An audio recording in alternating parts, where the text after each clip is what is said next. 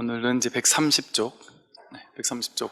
이제 우리의 마음은 갖가지 번뇌망상으로 물들어 있어 마치 파도치는 물결과 같다. 물결이 출렁일 때는 우리의 얼굴이나 모습도 일렁이고 왜곡되어 제대로 보이지 않는다. 그러나 물결이 고요해지면 모든 것이 제 모습을 나타낸다. 저 연못이 바람 한 점 없이 고요하고 맑으면 물 밑까지 환히 보이는 것처럼. 이게 이제 화엄경에서 말하는 이제 마음에 대한 얘기죠. 우리 마음은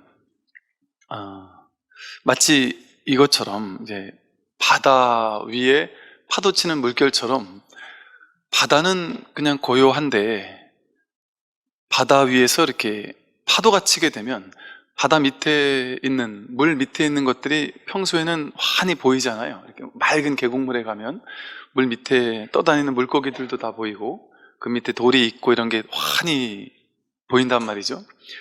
그런데 이제 위에가 파도를 치게 되면 그 물결 때문에 안에 있는 내용물들이 좀 왜곡되어 보이고 좀 일렁거려 보이고 그래서 제대로 보이지를 않게 되죠. 그것과 마찬가지로 우리 마음은 본래 이렇게 텅 비고 깨끗해서 물결이 치지만 않으면 항상 투명하고 맑아서 그냥 환히 비친단 말이죠. 환히 드러난다. 우리 마음, 이제 이 화엄경에서도 모든 부처님 가르침 경전에서는 전부 다 마음을 하나 가리키는 거거든요. 근데 이것도 이제 우리가 이름해서 마음이다 이렇게 얘기를 한 거예요. 근데 내 마음이 뭐냐? 내가 누구냐? 이렇게 할 때 우리는 일렁이는 파도만을 보고 살았거든요. 그래서 파도가 많이 일렁이다 보니까 항상 대상을 이 파도로 왜곡해가지고만 보았습니다. 지금까지 투명하게 있는 그대로 본 적이 없어요. 있는 그대로 그냥 비춘 적이 없어요. 그런데 화엄경에서 해인산매 이렇게 부르는데 바다가 그대로 파도가 치지 않을 때 그대로 안을 비추는 것처럼 볼 수 있는 우리 마음의 성품이 있을까요? 없을까요? 우리 마음에 이게 이제 어떻게 말할 수 있냐면 우리는 이게 뭔가요? 이렇게 보자마자 일렁거리잖아요. 이 시계 한 것이 발로 일렁이는 파도예요. 이걸 딱 보자마자 시계 이런 것은 벌써 지금 여기 있는 그대로 비춘 게 아니죠. 이걸 시계 하려면 그 짧은 시간에 과거에 배웠던 이런 모양은 시계라고 부른다 하고 이걸 명상이라 그래요. 이런 모양의 명은 이름이죠. 상은 모양이죠. 이렇게 생긴 모양의 시계라는 이름을 붙이잖아요. 그러니까 이건 우리가 과거에 배웠던 분별이란 말이에요. 배웠던 개념이란 말이죠. 이거를 오온 개공할 때 오온에서 우리 색수상행식하는 오온에서 상온이라고 불러요. 표상작용이라고 해서 이런 모양을 시계라는 이름으로 부르자 이렇게 내 안에 기억된 생각이에요. 이걸 보자마자 바로 표상작용이 떠올라서 오온을 가지고 비추어서 본단 말이에요. 이게 물결로 왜곡된 채로 보는 거예요. 왜냐하면 이거의 진실을 보려면 우리는 시계 이러잖아요. 외국 사람은 시계를 한국말을 모르니까 이렇게 다르게 부르겠죠. 아프리카 사람은 또 다르게 부르겠죠. 갓난아기가 막 태어나자마자 이걸 보고 시계 이럴까요? 아니죠. 그런데 법은, 진실은, 진리가 있다면 모두에게 평등한 게 진리잖아요. 모두에게 평등한 게 진리가 아니겠어요? 그런데 우리는 시계를 보고 나름의 이름과 개념을 개입시킬 뿐 아니라 나름대로의 어떤 분별을 한단 말이죠. 지금 시계니까 좋을 것도 없고 나쁠 것도 없잖아요. 대상 자체가. 그러니까 고수, 락수, 불고불락수 중에 불고불락수에 가깝단 말이에요. 여기는 그렇게 문제가 되지 않잖아요. 근데 예를 들어 어떤 대상을 가지고 아니면 어떤 사람을 딱 가리켰다. 그럼 그 사람을 뭐라고 이름 붙이자마자 좋다거나 싫다고 해석을 하겠죠. 해석을 해서 그 대상을 바라본단 말이에요. 그래서 좋은 대상은 취하고 싶고 싫은 대상은 버리고 싶고, 이런 게 나도 모르게 순식간에 일렁이는 파도처럼 일렁여서 그걸 투명하게 있는 그대로 비추지 못하고 자기식대로 왜곡된 대상만을 취해서 아는 거예요. 우리가 세상을 파악해서 아는 방식이 그렇게 아는 방식이에요. 제가 키가 큰가요, 작은가요? 했을 때 모르잖아요, 그죠? 왜냐하면 기준에 따라, 어디에 기준을 둘 거냐에 따라 다르니까. 그죠? 어떤 사람에겐 크다고 볼 수 있고 어떤 사람에겐 짧다고 볼 수 있듯이, 이렇게 있는 그대로의 대상은 크다도 아니고 작다도 아니죠. 잘났다도 아니고 못났다도 아니죠. 그게 극단에 치우치지 않는 중도잖아요. 중도의 안목이죠. 즉, 저는 키다 작다를 말했지만, 키가 크다 작다를 말했지만, 여러분 자신에 대해서 내가 성격이 좋아 나빠, 나는 괜찮은 사람이야 못난 사람이야, 내 인생은 훌륭했어 별로였어, 이런 식으로 자기에 대해서 규정하는 것들 있잖아요. 그거를 중도적으로 보면 어떻게 될까요? 지혜로 바라보면 어떨까요? 여러분은 어떤 사람일까요? 나는 못난 사람이야 라고 하는 것도 극단이죠. 저를 가지고 키 크다 이렇게 말하면 그건 지혜가 아니잖아요. 저는 키가 크지도 않고 작지도 않잖아요. 상대적으로 클 수 있고 작을 수도 있을 뿐이지. 근데 저를 가지고 누군가가 그 사람이 키가 커 이렇게 얘기할 수 있냔 말이죠. 그거는 잘못된 생각을 쥐고 있는 거잖아요. 크다고 해도 잘못된 생각을 쥐고 있는 거, 작다고 해도 잘못된 생각을 쥐고 있는 거잖아요. 그게 진실이에요. 그럼 이 진실의 눈으로, 중도의 안목으로 바라보려면 물결치는 파도로 보는 게 아니라 해인산매로 깨끗한 마음으로 보려면 이와 같이 보는 거예요. 극단에 치우친 생각 없이. 그러니까 나 자신을 우리는 저마다 자기에 대한 이미지를 붙잡고 나라고 생각하고 살아요. 여러분들이 생각하는 여러분 자신 있잖아요. 나라는 존재는 어떤 사람이야 라고 알고 있잖아요.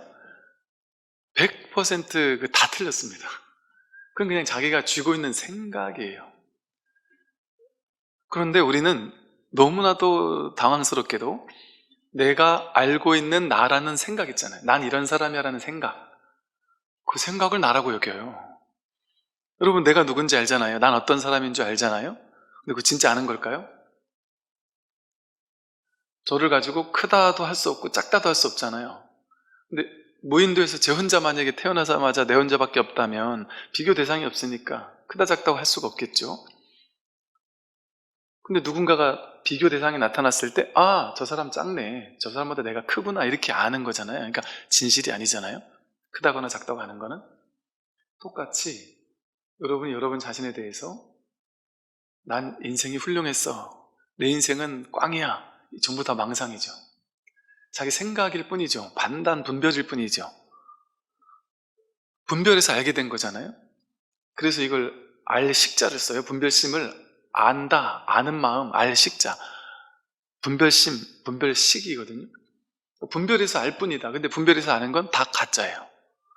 그러니까 여러분이 나는 괜찮은 사람이야, 이거 다 가짜예요. 분별해서 남들보다 괜찮았던 걸 보고 괜찮았다고 판단한 것 뿐이죠. 또 나는 인생 망쳤어, 이것도 아는 거잖아요. 근데 알려면 판단해서 상대적으로밖에 알 수 없거든요. 상대적으로. 큰지 작은지 알려면 비교할 대상이 필요해요. 상대할 대상이 필요하단 말이에요. 그러니까 그렇게밖에 알 수가 없어요. 그러니까 나에 대해서 내가 알고 있는 모든 것은 하나도 맞는 게 없죠. 그러니까 나는 이런 사람이야 라고 알고 있는 건 진짜 내가 아니라 상을 알고 있었던 거예요. 나에 대한 내가 만들어 놓은 분별상, 분별의식, 이걸로 만들어진 모양, 그게 상이거든요. 나를 아는 게 아니라 나라고 내가 만들어 놓은 나에 대한 모양, 그걸 알고 있는 거예요. 그러니까 여러분은 여러분 자신을 한 번도 만나본 적이 없죠. 당연히 만나본 적이 없죠. 내가 50년, 60년, 70년 데리고 살았던 그 삶의 경험을 통해서 난 이런 상황에서 이런 행동을 하고 저런 상황에서 저런 행동을 하는 사람이었구나, 그럼 난 착한 사람이네, 그런 식으로 해서 그 분별해서 만들어진 자기를 자기라고 여기면서 지금까지 살아왔잖아요. 충격적인 사실을, 충격적인 진실을 말씀드리는 거예요. 그건 내가 아니었다. 이거 얼마나 충격이에요. 내가 나라고 생각했던 게 그게 내가 아니라니까요. 왜곡되어 바라본 거예요, 그거는. 그러니까 여러분은 나는 여자야 이러잖아요. 난 나이가 몇이야. 나는 늙었어, 젊었어, 이러잖아요. 아니라니까요. 늙었어, 젊었어도 분별이에요. 생각이에요. 몇 살이 늙은 거예요? 정할 수 있나요? 몇 살을 늙은 거라고 정할 거예요? 정할 수 없단 말이에요. 그리고 이 몸이 내가 아니기 때문에 몸이 어떻게 된 거 가지고 나를 말할 수가 없고, 남자다 여자다 이거 상대적으로 분별로 그냥 일으킨 말이거든요. 진짜 자기의 자리에서는 이건 다 분별이에요. 분별은 다 망상이에요. 그냥 알게 된 거예요. 살다 보니까 알게 된 거. 갓난아기가 태어나자마자 난 여자야, 남자야 이렇게 얘기할까요? 그렇게 얘기 안 해요. 살면서 배운 상대적 분별로 안 사실이에요. 안 사실. 아는 거는 진짜가 아니에요. 뭐만이 진짜일까요? 알 수 없는 것만이 진실이에요. 아는 건 다 가짜예요. 가짜를 알고 있는 거예요, 우리는. 안다고 여기지만. 그러니까 우리가 범하기 쉬운 어리석음이, 어른들은 나는 많이 알아, 아이들은 너희는 모르지. 이걸 기정사실화해요. 나는 많이 알고 쟤네들은 모른다. 그러니까 아는 내가 모르는 쟤를 가르쳐야 돼 이런단 말이에요. 근데 마음을 비우고 바라보면 그 아이가 진짜 모를까요? 내가 진짜 알까요?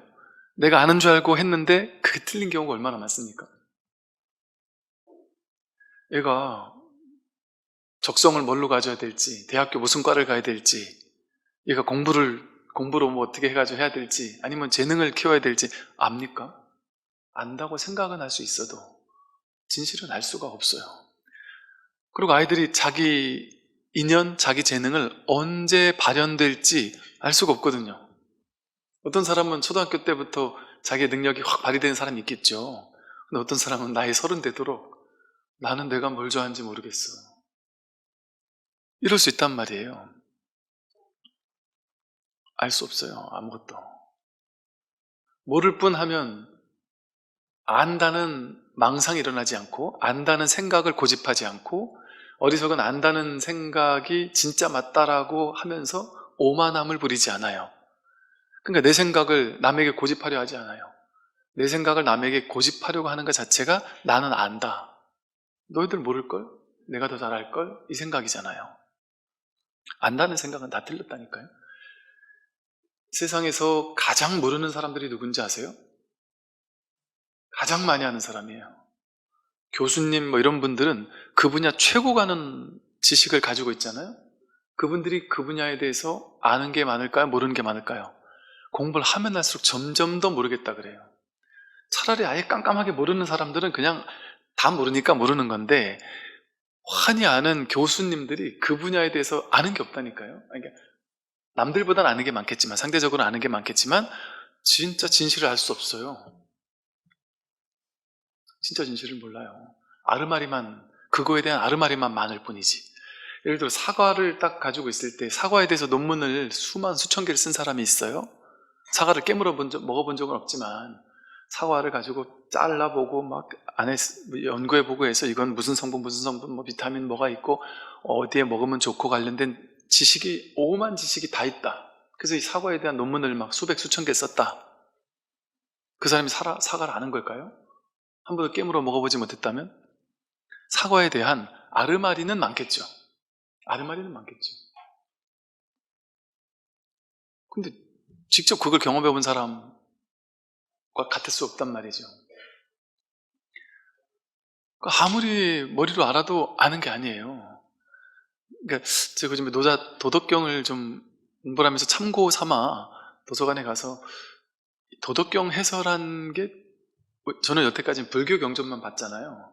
불교 경전 해설한 것만 여태까지 보고 살았다 보니까 불교 경전을 해설한 사람은 다 거의 스님이거나 불교학자일 거 아니에요?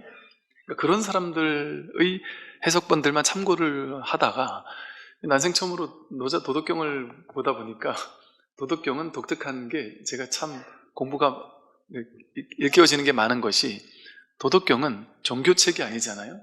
전 세계 고금을 막론하고 무수히 많은 그냥 일반 학자들이, 종교니 뭐 이런 거 뭐 모르는 사람들조차, 무수히 많은 철학자들이나 교수들이나 뭐 온갖 사람들이 이걸 해설을 해놔가지고 이것처럼 해석본이 많은 게 아마 없겠다 싶을 정도로 많이 해석을 해놨어요.